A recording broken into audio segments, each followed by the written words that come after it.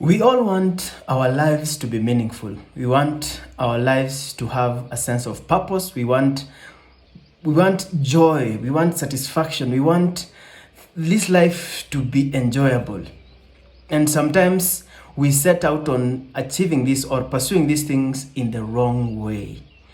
First and foremost, there's what is called standard of living. And some people think that by having a good, excellent standard of living, they'll get these things. They'll get satisfaction, they'll get joy, they'll get fulfillment, they'll get meaning for life. But that is a mirage. You will never get those things if you pursue just standards of living. But what is standards of living? What do we mean when we say a standard of living? Basically, this has to do with your monetary prowess, how moneyed you are, the possessions you have, material possessions. You have a nice car, a nice house. You can wear whatever you want. You can travel however you want, wherever you want. Life is easy for you, and you have comfort. So that is standard of living. And what people can tell you at the end of that, all that you can achieve is that you have less worries. But most importantly, you will lack on meaning, purpose, satisfaction, joy. What you can also get that looks like joy but is something different is what is called happiness. And somebody said actually happiness just depends on happenings. You've had a good time, you're feeling nice, but after the good times are over, you come back to a damn dull life. That's why you can find people who pursue standards of living, they'll try to get things that will keep this feeling going. They'll go into drinking, they'll go into partying, trying to sustain this happiness, but it doesn't hold. What we should be seeking instead of standard of living only, and it's good, we should actually pursue standard of living, but not on its own. We should pursue what is called quality life.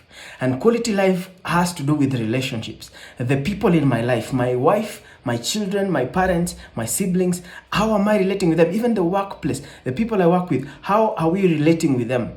How are we working with them? And if we are working better and we are solving issues, that we don't have unresolved issues with each other, if we don't have anger piling up and we are dealing with each other with truth and love, and we share what we have, the little that we have, there will be security and acceptance. There will be a feeling of belonging. There will be a joy as a product of those relationships being good and working. That is quality of life. And sometimes people wonder, I've had friends of mine coming from the US and they come to Kenya and they're wondering, most of them think that when they come to Africa, the way they call all of us, they think that they should find all of us sad and happy. But they are amazed that we are actually happier than most of them. Yet they have the standard of living. Their lives are by far better than our lives. But what we have that they don't are quality relationships. We are diluting what used to be there. But we had something that we should never let go. Quality relationships, how we are relating with other people, how we are living with each other. That if we lose it, we can't ever get it back. And this is how we lose it. Somebody said there's a concept of the thirds of the day. 8 hours are for working. 8 hours work. And then 8 hours rest, sleep 8 hours. 8 hours should be for social, family, relationships.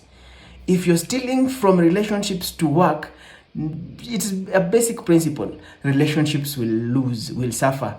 And yes, that work will benefit. But somebody also said, the only person who will remember that you worked late 10 years from now will be those who've suffered, your children and your family.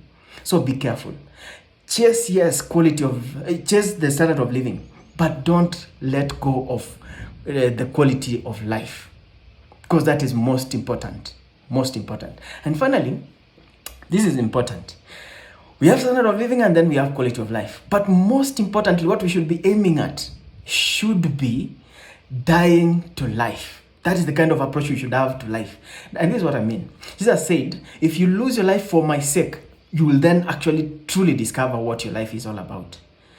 I'm not there yet, but I'm trying to find out how can I say no to my own needs, my own desires, my own plans, for the sake of this Christ that has given me life eternal.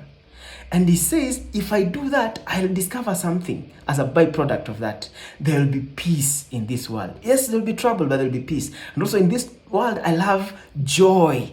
as a product of having the Holy Spirit in me. That's the fruit of the Spirit. Part of the spirit, the fruit of the Spirit is joy.